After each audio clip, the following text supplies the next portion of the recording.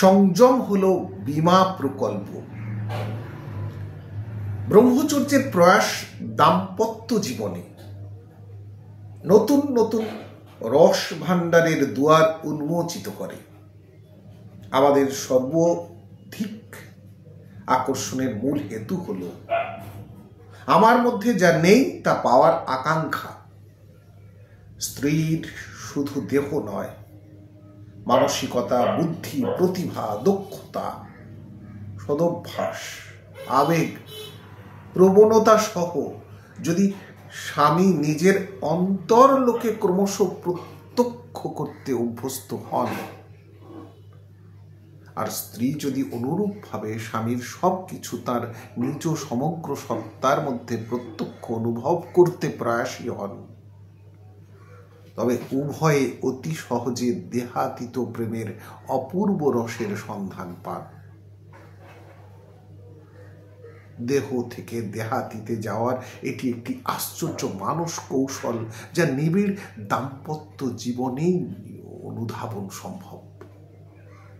নিয়ত এরূপ ভাবনা এবং অভ্যাস দ্বারা দ্রুত কাম মুক্তি ঘটে এবং দম্পতি অচিরে দেহাতীত, অনির্বচনীয় ও অনাস্বাদিতপূর্বক প্রেম ও রসের আস্বাদন লাভ করেন।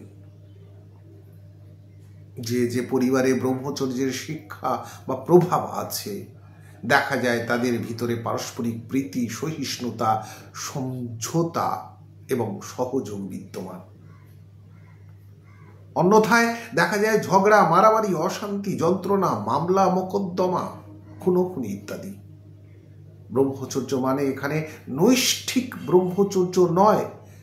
ব্রহ্মচর্য মানে গৃহী জীবনে ব্রহ্মচর্য, অর্থাৎ সংযমপূর্বক জীবনযাপন, যেখানে ইন্দ্রিয়ের সীমিত ব্যবহার আছে, ইন্দ্রিয় ভোগাতুরতার অনর্গল ব্যবস্থা নয়, অগলিত ও সংযত ভোগ। ভোগটা সেখানে দ্বিতীয়, প্রথম হলো পারিবারিক প্রীতি, শৃঙ্খলা, সমৃদ্ধি ও শান্তি। এই ত্যাগ ভাবের এবং সংযম ভাবের মধ্য দিয়েই পরিবারটি মাথা উঁচু করে সমাজে দাঁড়িয়ে থাকে এবং ত্যাগের অভাব থেকেই পরিবারটি ক্রমশ ভাগ হতে হতে পরিশেষে স্বামী স্ত্রীতে ছাড়াছাড়ি হয়ে গৃহ জীবন বিধ্বস্ত হয়।